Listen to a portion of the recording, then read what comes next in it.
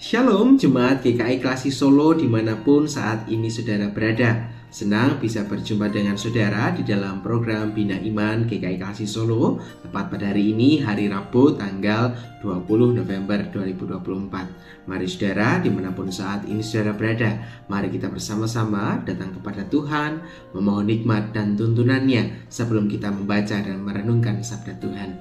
Mari kita berdoa. Kami mengucap syukur untuk setiap berkat yang Tuhan boleh berikan bagi setiap kami. Kami sadar bahwa seringkali kami belum hidup seturut dengan kehendak-Mu.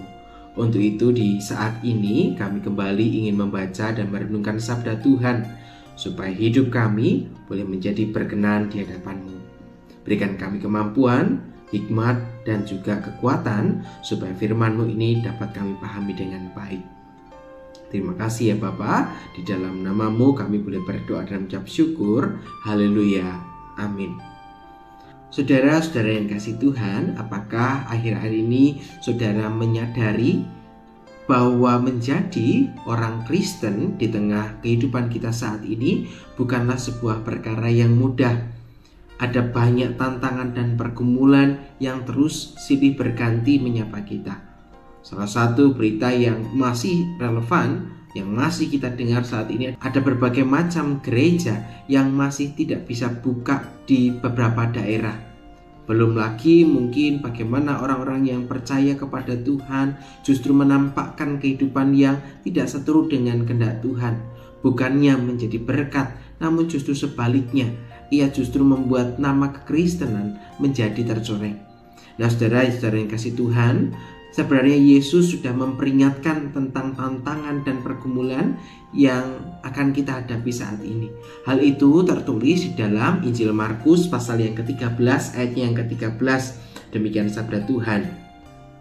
Kamu akan dibenci semua orang oleh karena namaku, tetapi orang yang bertahan sampai pada kesudahannya, ia akan selamat. Nah saudara yang kasih Tuhan, bacaan kita hari ini menjadi sambungan dari bacaan di dalam Alkitab yang kita baca pada hari Minggu yang lalu. Secara khusus dalam bagian ini, Yesus sedang berdialog dengan para murid ketika para murid menanyakan tentang tanda-tanda akhir zaman. Dan dalam bagian inilah Yesus mengatakan bahwa mereka, setiap orang yang percaya, akan dibenci oleh karena nama Tuhan. Dan hal itulah yang kemudian juga terjadi dan dialami oleh para murid. Mereka dibenci oleh banyak orang, bahkan juga kita saat ini juga merasakan hal yang sama.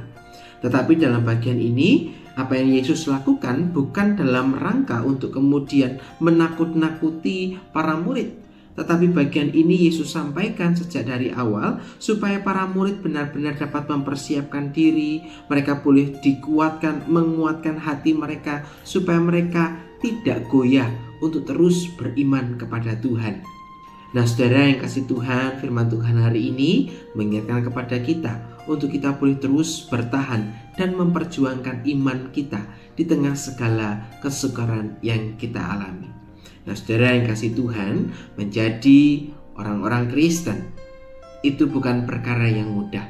Setiap kita dipanggil untuk boleh terus menghidupi firman Tuhan, yang kerap kali kalau kita sadari firman Tuhan itu mungkin tidak sejalan dengan apa yang dunia inginkan. Jadi jika kita diperhadapkan dengan pilihan untuk tetap setia kepada Tuhan atau berkompromi dengan apa yang dunia tawarkan, apa yang akan menjadi pilihan kita? Kiranya Roh Kudus boleh memberikan kepada setiap kita kekuatan, sebab Yesus juga telah berjanji kepada kita, di tengah segala kesukaran, di tengah segala penderitaan, Roh Kudus akan tercurah bagi kita, yang akan memberikan kekuatan serta kemampuan bagi setiap kita untuk boleh terus hidup di dalam Tuhan. Untuk itu saudara, mari bersama-sama kita menjawab panggilan Tuhan untuk terus menyerahkan segala sesuatu kepada Tuhan. Percayalah bahwa Tuhan akan terus berkarya di tengah segala penderitaan dan pergumulan yang kita hadapi. Demikianlah firman Tuhan hari ini. Biar firman ini boleh menyapa setiap kita di tengah segala pergumulan ini. Mari bersama kita akan menutupnya di dalam doa. Mari kita berdoa.